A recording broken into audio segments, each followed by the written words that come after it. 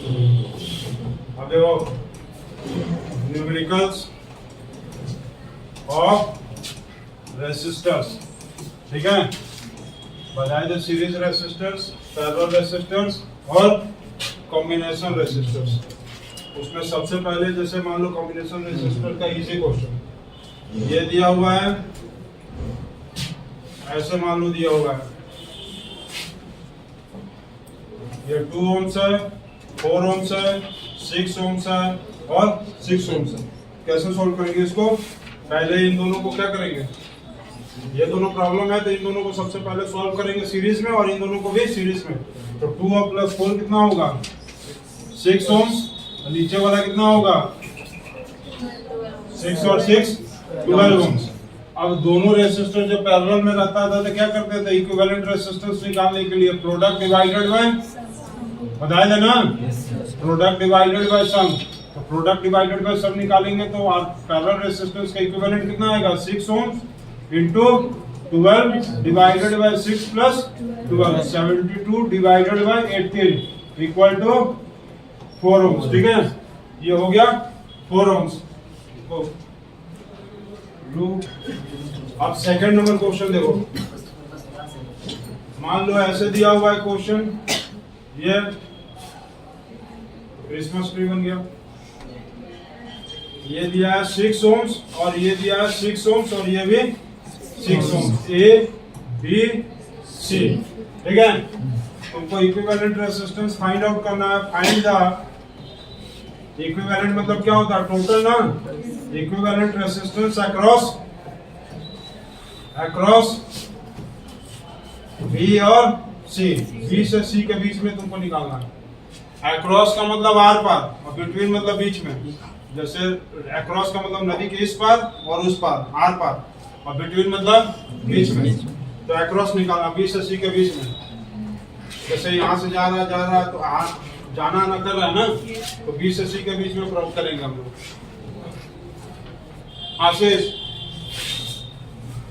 इसमें सबसे बड़ा प्रॉब्लम वाला पॉइंट कौन सा है? ए, बहुत दिक्कत वाला पॉइंट है, उसी पे कूद जाएंगे हम।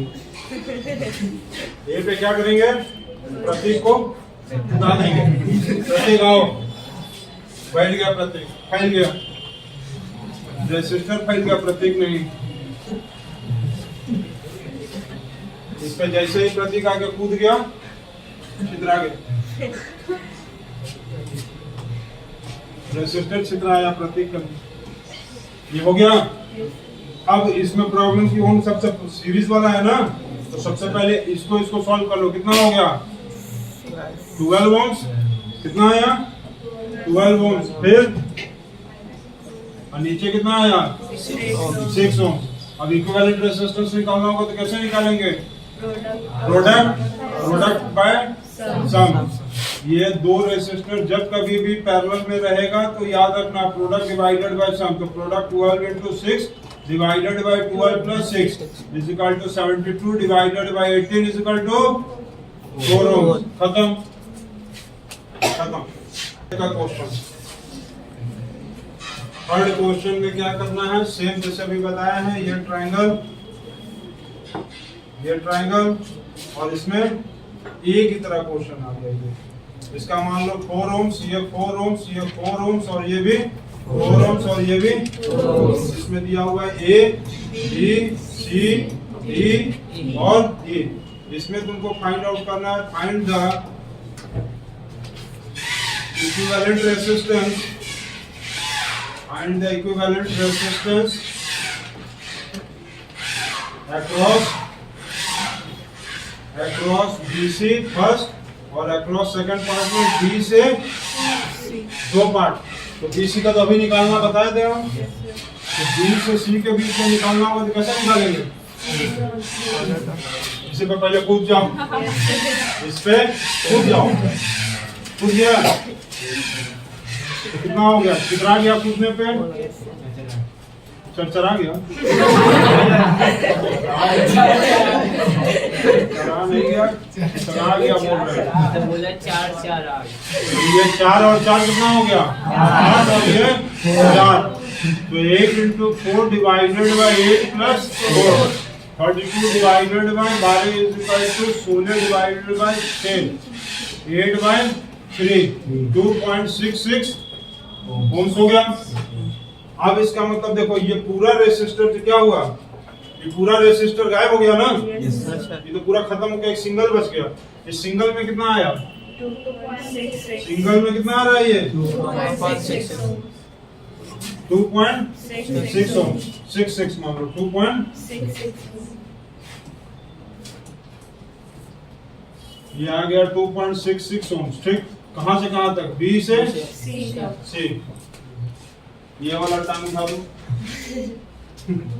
इसको ऊपर कर लो यहाँ डी, ये कितना है, और ये वाला भी पकड़ के ऊपर खींच दो टांग, तो ये हो गया 4।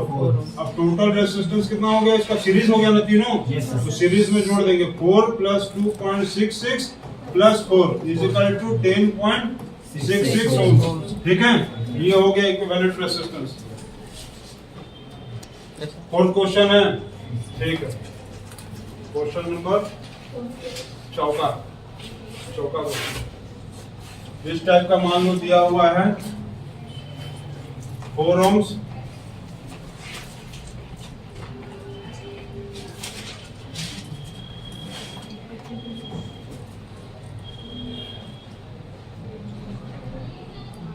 ये फिर यहां भी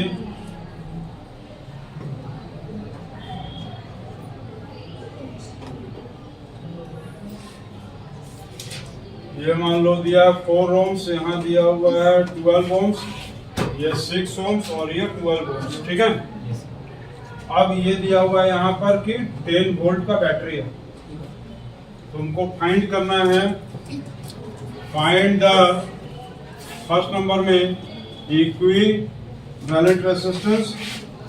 ठीक, फाइंड द इक्विवेलेंट रेजिस्टेंस। और थर्ड नंबर, सेकंड नंबर में फाइंड आउट करना है find the current in the circuit, find the current in the find the current in the circuit. तो कितना करंट होगा सर्किट में और कितना इक्विवेलेंट रेजिस्टेंस है इसका, कैसे निकालेंगे बताओ? कैसे निकालेंगे? इक्विवेलेंट रेजिस्टेंस के लिए काम करोगे, यहाँ प्लस था, बड़ा वाला टर्मिनल प्लस, छोटा टर्मिनल माइनस, इसको पूरा उठा के खींच दो ऐसे करके, समझे? ये प्लस वाला टर्मिनल पकड़ो, माइनस वाला टर्मिनल पकड़ो, ऐसे पकड़ के एकदम एक लाइन में ले आओ, खींच के एक लाइन में ले आएंगे तो देखो इसका डायग्राम कैसे बनेगा। ये हो गया 6 और ये हो गया 12, ये हो गया 4, और फिर ये कितना होगा, कितना होगा बताओ? ये वाला हो गया ऐसा करके 6 12, यहाँ हो गया 4 और वो वाला कितना हो गया, ये हो गया 4 और ये हो गया 12। तो किस सेट में आ गया ये सीरीज। अब ये दोनों पैरेलल है, इन दोनों को सॉल्व करेंगे तो 6 into 12 divided by 6 plus 12 72 divided by 18 is equal to कितना आएगा 4। तो ये लाइन, एक लाइन आ गया 4 ohms, दूसरा ये वाला कितना है 4 ohms, और तीसरा ये लाइन यदि निकालेंगे तो 4 into 12 divided by 4 plus 12 48 divided by 16 is equal to 3। ये भी कितना आ गया 3 ohms। तो इसका टोटल इक्विवेलेंट रेजिस्टेंस कितना होगा 4 plus 3 कितना आएगा सब मिलाकर 11 ohms, 11 आएगा ना। अब रिलेशन क्या यूज करेंगे, V is equal to I into कौन सा लॉ है ये, ओम्स लॉ। ओम्स लॉ को यूज करेंगे तो यहाँ पर हमको V कितना दिया हुआ है 10 वोल्ट, I नहीं दिया हुआ है, रेजिस्टेंस हमारा कितना आया 11 ohms। तो 10 by 11 is equal to I। तो ये 10 by 11 एम्पियर क्या आ गया करंट। फर्स्ट पार्ट में पूछा था करंट कितना होगा 10 by 11 एम्पियर, उसको डिवाइड कर लेना और नेट रेजिस्टेंस कितना आया 11 ohms। ठीक है, उसके बाद देखो, अब देखो इस टाइप का क्वेश्चन, दिमाग घूम गया, इसमें ए और बी के बीच का इक्विवेलेंट रेजिस्टेंस निकालना है। ऐसा वैल्यू दिया है 2 2 4 3 4 3। ठीक है, यहाँ पर बी से लेके इस पॉइंट तक में कोई रेसिस्टेंस नहीं लगा है, ठीक है। और सबसे बड़ा प्रॉब्लम करने वाला पॉइंट कौन सा है? तो कोना वाला ना, ये कोना वाला सबसे बड़ा पॉइंट है प्रॉब्लम करने वाला। यहीं पर सबसे पहले क्या करेंगे हम लोग? कूद जाएंगे, इस पे कूद जाओ, इस पे कूद जाएंगे तो क्या हो जाएगा? ये खत्म हो जाएगा, कितना आ जाएगा? इस पे बैठ जाएंगे, कूद जाएंगे तो ऐसे हो गया ना, होगा कि नहीं होगा? इस पे कूद जाएंगे तो ये 2 हो गया और ये 4 हो गया, तो 2 4 मिलाकर कितना आएगा सीरीज में? 6। बहुत अच्छा, 2 4 मिलाकर 6 हो गया। चलो कूद गए। 6 और ये 3 पैरेलल में है, तो 6 3 पैरेलल में है तो क्या फॉर्मूला आएगा? 6 into 3 divided by 6 plus 3, 18 divided by 9 equal to 2 ohms, ठीक है। ठीक, मतलब ये भी पूरा खत्म हो गया। अब डायग्राम इसका कैसा बना? 2 ohms ये 3 ohms और ये 4 ohms, और ये पूरा खत्म हो गया। कितना आ गया? 2 ohms ना, आया ना। अब क्या करेंगे? ये पॉइंट आ गया कोना, जहां कोना देखेंगे हम लोग कूद जाएंगे। ये कोने पे फिर कूद जाओ, जल्दी से कूदो। कितना हो गया? 6। बहुत सही। ये 2 ये 3, इस कोना पे कूद गया ऐसे, छितरा गया ये 2 और 4 आ गया ना। ये कोने पे कूदेंगे तो क्या होगा? ऐसे फैल जाएगा। 2 4 कितना हो गया? तो 6 इसके साथ ऐसे आ गया। ये हो गया यहाँ पर बी और यहाँ ये दोनों किस फॉर्म में है? समझ आए ना, मतलब ऐसे चिपका दिए तो खड़ा हो गया ना। 4 और 2 2 4 6 और 3 क्या है? किस शेप में है? पैरेलल में। ठीक, पैरेलल में है तो फिर क्या फॉर्मूला आएगा?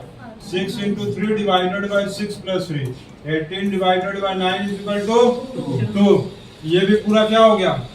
खत्म हो गया, गायब। ये था ये यहाँ पर आया 2 और ये पूरा खत्म होकर एक सिंगल बच गया, तो सिंगल क्या बचा? 2 बचा ना। मतलब ऐसे करके देखो,